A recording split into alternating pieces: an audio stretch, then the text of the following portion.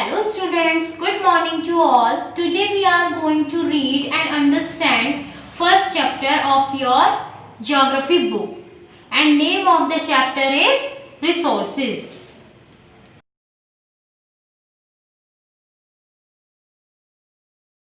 Students, last video में हमने what is resources topic को रीड किया था. इस वीडियो में हम टाइप्स ऑफ रिसोर्सेज टॉपिक को रीड करेंगे. Types of resources. There are three types of resources: natural resources, human-made resources, human resources. First आता है नेचुरल रिसोर्सेज. अब नेचुरल रिसोर्सेज वैसे रिसोर्सेज होते हैं जो हमें क्या मिले हैं नेचर में, जो हमारे आसपास यानी नेचर में अवेलेबल होते हैं, और वो हमारा क्या कर रहे हैं, हमें कहाँ से मिले हैं, हमें गॉड गिफ्ट मिले हैं. और क्या दे रहे हैं, हमें नेचुरल रिसोर्सेज प्रोवाइड करा रहे हैं. For example wind, sun, water, है ना, ये सब क्या है, हमें नेचुरली मिले हैं, यानी हमें प्रकृति ने दिए हैं. Second, human made resources. देखिए, ह्यूमन मेड रिसोर्सेज वो रिसोर्सेज होते हैं जिसके अंदर हम किस चीज का यूज कर रहे हैं, नेचुरल रिसोर्सेज का यूज करके उसे किसी प्रोसेसिंग के द्वारा चेंज करके उसका क्या करते हैं, हम यूज करते हैं. फॉर एग्जाम्पल, हमें घर बनाना है तो घर में किस किस चीजों की जरूरत पड़ती है, सबसे पहले ईट चाहिए. तो जो ईट यूज हो रही है क्या वो नेचुरल है? नहीं. उसमें जो मिट्टी है, यानी जिस मिट्टी से ईट बनी है वो क्या है, नेचुरल है. तो जो नेचुरल चीज कौन सी हुई, मिट्टी से हमने क्या करा, टेक्नोलॉजी का यूज करा, फिर हमने क्या बनाया, ईट बनाई, और उस ईट का यूज करके हमने क्या बना दिया, घर बना दिया. तो यहाँ पर ये क्या कहला रहा है, ह्यूमन मेड रिसोर्सेज कहला रहा है. थर्ड पे आता है ह्यूमन रिसोर्सेज. जैसा कि मैंने भी पहले बताया था कि जो ह्यूमन है वो खुद भी अपने आप में बहुत बड़ा रिसोर्सेज है, क्योंकि जो ह्यूमन है वो क्या कर रहा है, अपने आइडिया, अपनी टेक्नोलॉजी, अपनी डिस्कवरी, इन्वेंशन के जरिए नई नई चीजों को क्या करता है, नई नई चीजों को बनाता है. तो वो कौन सा रिसोर्सेज कहलाता है, ह्यूमन रिसोर्सेज कहलाता है.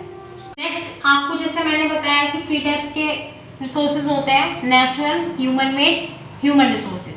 तो अब इन सबको भी किसने कैरेक्टराइज किया गया है, 4 पार्ट्स में. सब तो हम नेचुरल का स्टार्ट करते हैं. जो फर्स्ट है इसमें level of development and use, मतलब level of development and use का कि जो हमारे पास जितने भी क्या है रिसोर्सेज हैं उनका कितना डेवलपमेंट हुआ है और किस तरीके से हम उनको क्या कर रहे हैं, यूज कर रहे हैं. तो इसमें 2 टाइप्स के होते हैं. फर्स्ट होता है एक्चुअल, सेकेंड होता है पोटेंशियल.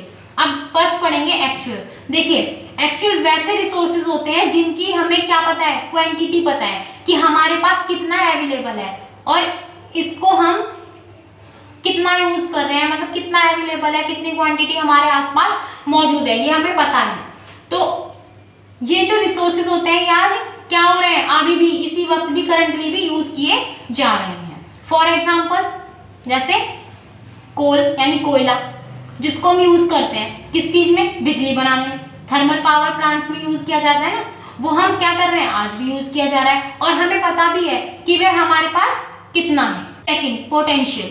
पोटेंशियल रिसोर्सेज वह रिसोर्सेज होते हैं जिनकी हमें क्वांटिटी नहीं पता कि वह हमारे पास कितनी क्वांटिटी में है, कहाँ है, उसके बारे में हम अभी नहीं जानते, और यह हमारे पास अवेलेबल है, और अवेलेबल तो है लेकिन हमें इनका यूज करना नहीं आ रहा है कि हम इसको कहाँ यूज करें, कैसे यूज करें, हमें ये नहीं पता. और हम इनको यूज भी कर सकते हैं कब, फ्यूचर में हम इनको यूज करेंगे कब, जब हमें इसको यूज करने का तरीका पता होगा या फिर कोई ऐसी टेक्नोलॉजी आ जाए जो हमें इसको यूज करना सिखा दे, यानी पता चल जाए कि हम इससे, इस टेक्नोलॉजी के जरिए हम इसमें क्या कर सकते हैं, चेंजेस कर सकते हैं, उसको हम यूज कर सकते हैं.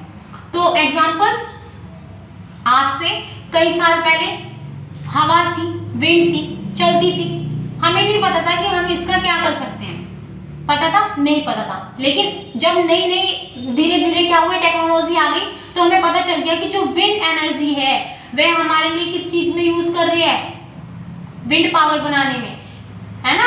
जो विंड एनर्जी है हम किस चीज में यूज कर रहे हैं, यानी विंड का यूज कैसे हो गया, विंड एनर्जी बना करके हम इलेक्ट्रिसिटी प्रोवाइड करा रहे हैं. तो ये क्या हुआ, टेक्नोलॉजी के जरिए क्या हुआ, उसका यूज हुआ. लेकिन आज से कई साल पहले हमें इसके बारे में नहीं पता था. तो आज से कई साल पहले ये क्या थी, पोटेंशियल रिसोर्सेज में आती थी, लेकिन अभी किस में आ गई, एक्चुअल में आ गई. ऑरिजिन. अब यहाँ जो ऑरिजिन है, यानी जो रिसोर्सेज हमारे आसपास हैं वह क्या है, जिंदा है या मर चुके हैं, यानी किसमें लाइफ है और किसमें लाइफ नहीं है. इनको भी 2 पार्ट्स में डिवाइड किया गया है, एबायोटिक, बायोटिक. अब फर्स्ट है एबायोटिक. एबायोटिक ऐसे रिसोर्सेज होते हैं जिसमें लाइफ नहीं होती, यानी ये क्या है, मर चुके हैं, मृत हैं, इसमें लाइफ नहीं है। For example rock, water, air, क्या इसमें लाइफ है, नहीं है। सेकेंड बायोटिक, बायोटिक रिसोर्सेज ऐसे रिसोर्सेज होते हैं जिसमें क्या होती है, लाइफ होती है। For example plants, humans, animals, ये सब किसके एग्जाम्पल है, बायोटिक रिसोर्सेज के एग्जाम्पल है। नेक्स्ट आता है स्टॉक। स्टॉक देखिए हमारे पास कौन सी चीज कितनी क्वांटिटी में अवेलेबल है, उसको हम क्या कह सकते हैं, स्टॉक कह सकते हैं। फॉर एग्जाम्पल जैसे मैंने कहा कि मेरे पास 50 बिस्किट के पैकेट अभी भी हैं, यानी मेरे पास 50 बिस्किट्स के पैकेट है, तो वो क्या हो गया, मेरे पास स्टॉक है, यानी मैंने रख रखे हैं। अब स्टॉक को भी 2 पार्ट्स में डिवाइड किया गया है, रिन्यूएबल, नॉन रिन्यूएबल। रिन्यूएबल में आएगा कि ऐसे रिसोर्सेज जो अनलिमिटेड क्वांटिटी में अवेलेबल है। रिन्यूएबल में जो रिसोर्सेज अनलिमिटेड क्वांटिटी में क्या है, हमारे पास अवेलेबल है, और जो हम जिनको क्या कर रहे हैं, लगातार यूज करते जा रहे हैं, और यूज करने से ये खत्म भी नहीं होंगे, और खत्म हो भी गए तो ये क्या कर लेते हैं, अपने आप को रीजनरेट कर लेंगे, यानी ये खुद से क्या हो जाएगा, रीजनरेट हो जाएगा, और हमें पता भी नहीं चलेगा कि वो क्या हो चुका है, दोबारा से रीजनरेट हो गया है। For example wind energy, solar energy, ये क्या है, अपने आप को रीजनरेट कर लेती है, और हमें पता भी नहीं है कि कितनी क्वांटिटी में ये हमारे पास है। Next non renewable. अब नॉन रिन्यूएबल जो रिसोर्सेज होते हैं, उस रिसोर्सेज में वो रिसोर्सेज आते हैं जिनकी क्वांटिटी क्या है, लिमिट है, यानी बहुत लिमिटेड है, जिसका हम यूज तो करते हैं लेकिन लिमिट में रहकर करते हैं, क्योंकि हमें पता है कि अगर ये खत्म हो गया तो ये अपने आप को क्या नहीं कर सकता, रीजनरेट नहीं कर सकता।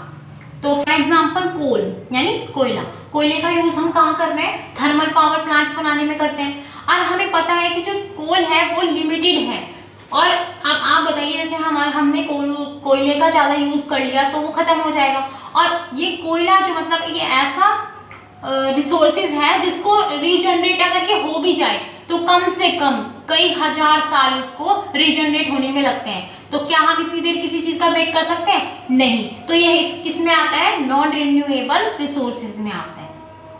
नेक्स्ट आता है डिस्ट्रीब्यूशन, जिसमें हमने रिसोर्सेज को अलग अलग पार्ट में डिवाइड कर दिया है। इसमें 2 पार्ट्स हैं, यूबिक्यूशियस और लोकलाइज। अब यूबिक्यूशियस कौन से होते हैं, जो यूबिक्यूशियस रिसोर्सेज होते हैं वो रिसोर्सेज होते हैं जो कहाँ है, दुनिया में है, और हम कहीं भी चले जाएं, मतलब किसी भी एरिया में चल जाए, किसी भी सिटी में चल जाए, वो हमें हर जगह क्या होते हैं, अवेलेबल होते हैं, और उसे कहीं पे भी जा करके यूज कर सकते हैं। For example water, air, sunlight, है ना, ये क्या है, यूबिक्यूशियस है, यानी हम कहीं भी चले जाएं, किसी भी एरिया में चल जाए, हमें ये आसानी से अवेलेबल हो जाते हैं। लोकलाइज, अब जो लोकलाइज रिसोर्सेज होते हैं उसमें क्या होता है, कोई एक एरिया ही होता है जहां से हमें वो मिल सकते हैं, हर जगह नहीं मिल सकते, यानी कुछ जगह पर ये पाए जाते हैं। फॉर एग्जाम्पल गोल्ड, आयरन, यानी जितने भी मिनरल्स होते हैं ये क्या है, लोकलाइज्ड रिसोर्सेज हैं। क्यों, क्योंकि जो गोल्ड हो गया, अब गोल्ड की जो माइन होती है वो अलग अलग होती है, यानी गोल्ड की जो खान होती है वो कहीं कहीं इसमें मिलता है, पूरी दुनिया में हर जगह नहीं मिल सकता। स्टूडेंट्स, आई होप आपको टाइप्स ऑफ रिसोर्सेज अच्छे से समझ में आया होगा। इस वीडियो में इतना ही। Thank you.